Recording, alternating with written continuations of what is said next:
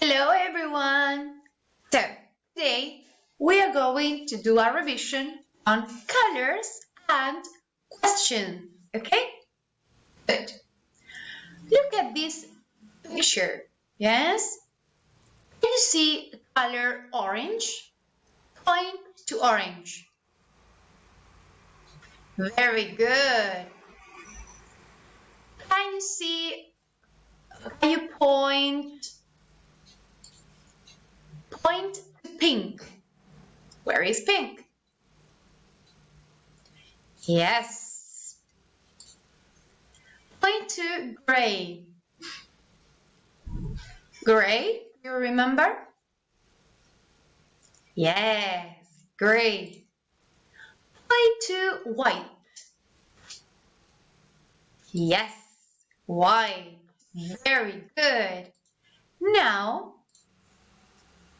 let's go to the birthday party.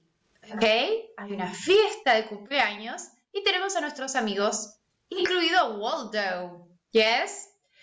¿Qué van a decir los compañeritos acá? Se van a conocer y van a preguntar nombre, edad y color favorito. What's your name?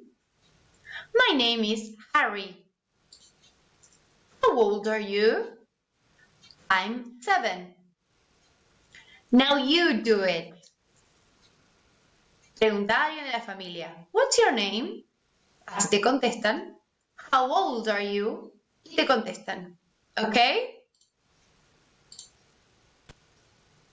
Now, miremos cómo se hacen las preguntas.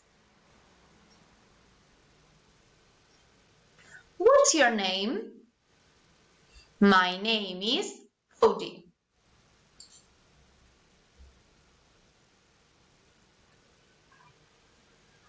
How old are you?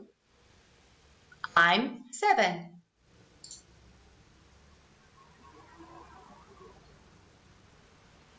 What's your favorite color? My favorite color is green. Very good. Let's practice. Ahora vamos al libro, la página 13. Yes. This page.